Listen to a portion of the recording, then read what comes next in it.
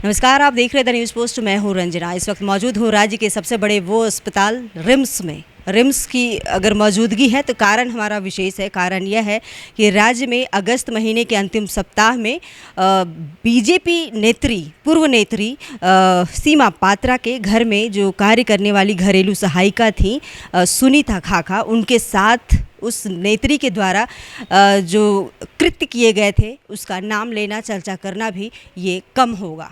और उस दौरान उस सुनीता खाखा के जीवन में अगर उन जीवन बचाने के जो प्रयास में सार्थक रोल अपनाया वो है ये चेहरा विवेक बास्के की। विवेक बास्के वही चेहरा है जो सुनीता खाखा को आज रिम्स अस्पताल में, यहाँ पर उनकी ट्रीटमेंट चल रही डॉक्टरों के द्वारा, वो स्पेशल कॉरिडोर में रूम नंबर 6 का ये कमरा है। इस कमरे में सुनीता खाखा को रखा गया है और यहाँ पर समय पर उन्हें दवाइयाँ और खाना दी जाती है। सुनीता खाखा का परिचय से मोहताज कोई नहीं होगा, लेकिन हम बताना चाहेंगे कि सुनीता खाखा 2010 से ही सीमा पात्रा के घर में कार्य करती थी घरेलू सहायिका के तौर पर। उसके बाद उनकी बेटी के साथ वो दिल्ली चली गई थी, लेकिन सीमा पात्रा का कृत्य सुनीता खाखा को इस कदर लाकर चला गया कि वहाँ पर मानवता भी शर्मा जाए। हम विवेक बास्के से पूरी बात को आपको शुरू से समझाएंगे और आज विवेक रिम्स परिसर में सुनीता से खाखा से मिलने आते हैं प्रतिदिन। जीवन में अगर भगवान की बात कर ली जाए तो सुनीता के जीवन के भगवान हैं विवेक बास्के।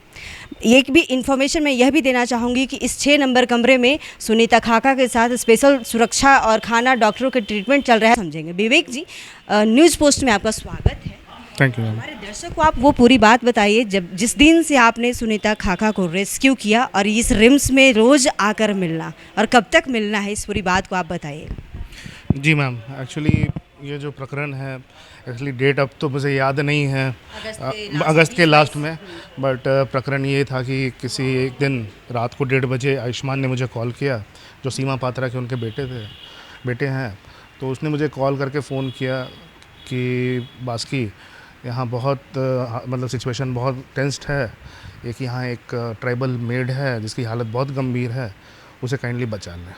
तो एक्चुअली मैं समझ नहीं पाया। मीनवाइल इसी में सीमा पात्रा ने भी मुझे कॉल किया, तो कॉल वेटिंग में मैंने अपने दोस्त को फ़ोन कॉल वेटिंग में रखा और मैंने उनसे बात की। तो आंटी ने कहा कि बेटा ये आयुष्मान काफ़ी वायलेंट हो गया है, दरवाज़ा तोड़ रहा है ये वो। हम बोले कि आंटी आप चिंता ना करें, मैं आता हूँ। तो रात को 1:30 बजे करीब मैं अपनी गाड़ी लेकर के अशोकनगर उनके आवास, जो कि मैं पहले से देखा हुआ था अपने कॉलेज टाइम में, क्योंकि वो मेरा कॉलेज का मित्र था BIT मिश्रा। हम लोग 2002 में साथ में मैकेनिकल इंजीनियरिंग में हम लोग ने दाखिला लिया था। तो रात को मैं 1:30 बजे अपने कार लेकर के उनके आवास पर पहुंचा और उसके बाद वहां पहुंचने के दरमियान मैं ब्लूटूथ पर आयुष्मान से बात भी कर रहा था। तो आंटी ने जिस तरीके से पिक्चर दिखाया कि उसका मेंटल स्टेटस, उनका स्थिति ठीक नहीं है, तो मैं उससे जानकारी लेना चाह रहा था कि बताओ क्या हुआ। तो बोला कि नहीं, फैमिली में बहुत इश्यूज़ है, ये वो, मैं बता नहीं सकता। तो एक्चुअली पूरी चीज़ों को मैं समझ नहीं पा रहा था। तो फाइनली मैं वहाँ पहुँचने के बाद मैंने सीमा पात्रा को फ़ोन लगाया कि आंटी मैं आ गया हूँ नीचे, तो मैं आता हूँ, आयुष्मान मेरा दोस्त है, तो मैं समझाता हूँ कि अगर वो वायलेंट हो रहा है तो बोला कि नहीं बेटा तुम कारण नहीं बताया जाता था कि वायलेंट क्यों होते हैं आयुष्मान। एक्चुअली ये मैम उसी दिन ही मेरी बात हुई सीमा पात्रा से। उसके पहले कभी बात हुई थी फ़ोन पे, तो वो कभी 6-7 महीने या साल भर पहले कभी बात हुई थी। कुछ उनको डायरेक्टरी की आवश्यकता थी, तो मैंने उनको व्हाट्सएप पे उनको मैसेज किया था। तो उसके दरमियान मैंने कभी उनसे बातचीत मेरी हुई नहीं। फिर फाइनली मैं उनसे बोला कि मैं नीचे आ गया हूँ, तो आप बोलिए तो मैं ऊपर आकर के आयुष्मान को समझाता हूँ। मगर उन्होंने मना कर दिया, बोला कि नहीं बेटा तुम ऊपर मत आओ, स्थिति और गंभीर हो जाएगी। तो फिर मैं बोला कि अच्छा ठीक है आंटी, मैं नीचे ही वेट कर रहा हूँ। इसी में जो इनसाइड हेल्प फिर निकला वो वहाँ, तो उसने पूछा कि आप कौन है। मैंने बोला आयुष्मान का मैं दोस्त हूँ। तो आप तुम कौन हो? तो बोला कि मैं यहाँ इनसाइड हेल्प हूँ। तो मैंने पूछा कि क्या हो रहा है बताओगे? बोला कि भैया हमको कुछ नहीं पता। तो मैंने फिर एक नंबर एक्सचेंज किया हम लोगों ने।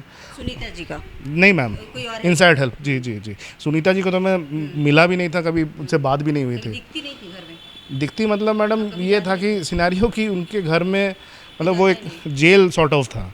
उनकी खिड़की में भी सुनते हैं कि अब मैं गया नहीं उसके घर अंदर में, कि खिड़कियों में भी ताला लगा रहता था। मतलब ताला कोई लगाता है? वही मैं पूछना चाह रहा हूँ कि मतलब खिड़की में कौन ताला लगाता है। बट वो एक कैद से कम नहीं था मैम। मतलब ऐसा था कि वो पिछला 3-4 साल से उसने सूरज नहीं देखा था। तो ये सिचुएशन है। तो जो इनसाइड हेल्प ने मुझे कुछ नहीं बताया। जो आयुष्मान ने जो मुझे फ़ोटोग्राफ्स मेरी वाइफ को भेजे थे सुनीता खाका के, जो कि पहले के फ़ोटोग्राफ और रिसेंट के फ़ोटोग्राफ, तो उसमें काफ़ी डिफरेंस था। तो उसी को देख करके मैंने थोड़ा सा अंदाज़ा ये लगाया, बट फिर भी मैं श्योर नहीं था। बट जिस दिन मैं CIP में एडमिशन कराने के लिए उसकी मदर ने जैसे मेरे को दिखाया पिक्चर, तो दिखाने के लिए हम लोग CIP गए और फिर फाइनली रिन पास में उसे एडमिट कराया गया। तो उस दरमियान उसने मुझसे प्रॉमिस लिया था कि आयुष्मान ने कि सुनीता को बचा लेना, मर जाएगी।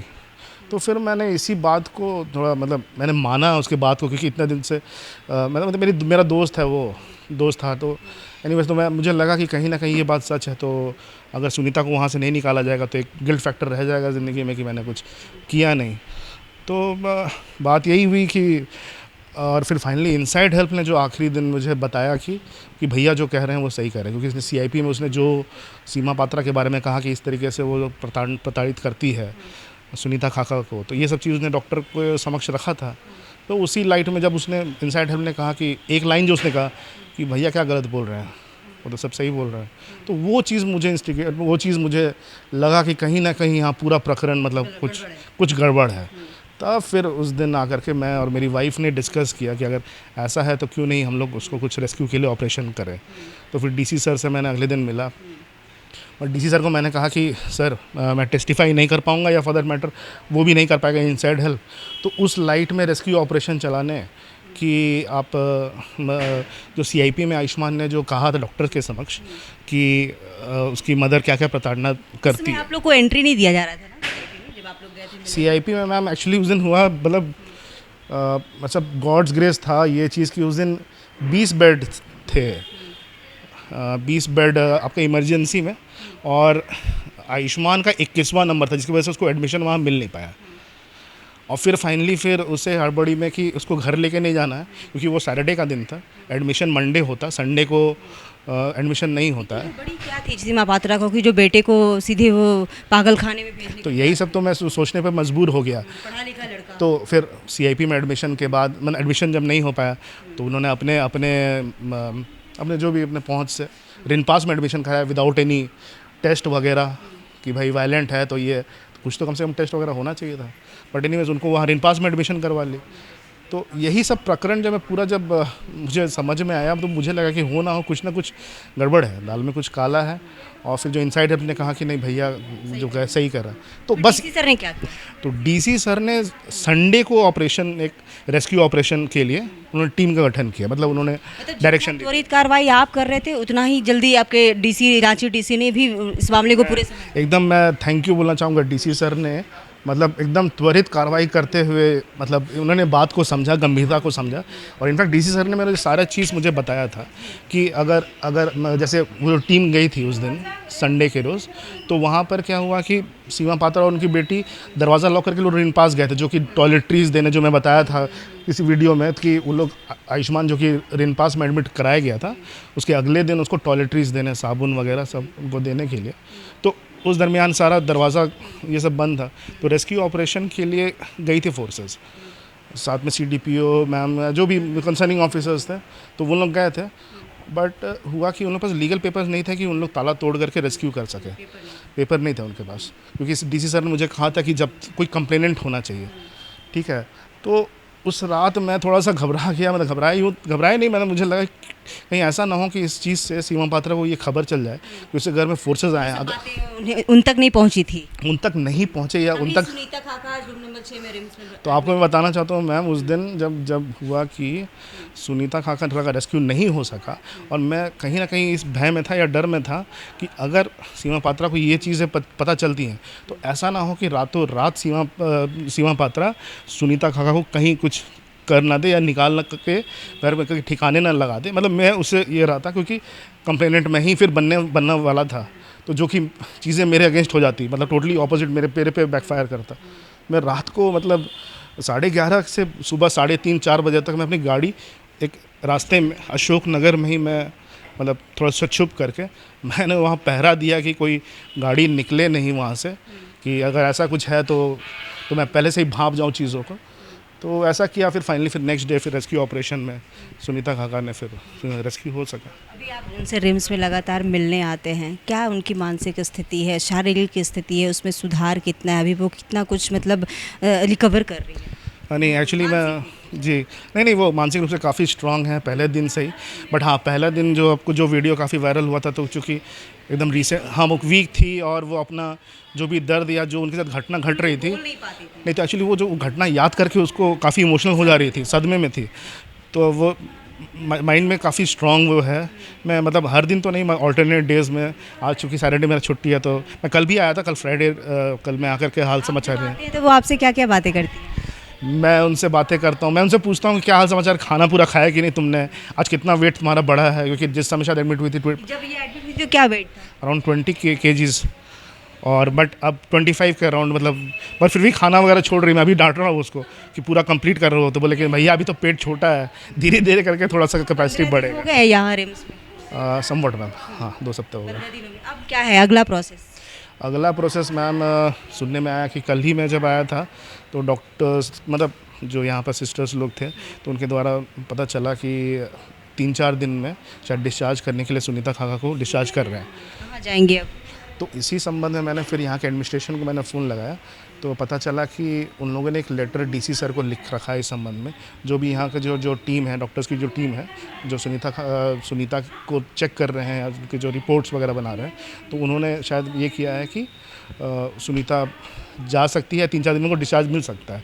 तो एडमिनिस्ट्रेशन फिर उस पर अपना जो भी है सहमति देंगी या वो आगे रिकमेंड करेंगी, मतलब उनके रिकमेंडेशन में फिर उनको डिस्चार्ज किया जाएगा। तो मैं एक्चुअली वो चाहता हूँ आपके प्लेटफॉर्म के माध्यम से कि कम से कम जैसे यहाँ से वो निकलेंगी तो ठीक है, महिला समाज कल्याण विभाग के अंतर्गत वन स्टॉप सेंटर में 5 से 6 डेज़ तक का ही अनुमति है शायद, या ऐसा कुछ प्रोटोकॉल है कि 6 डेज़ तक ही कांके में जो उनका ये है तो वहाँ पर रखने का।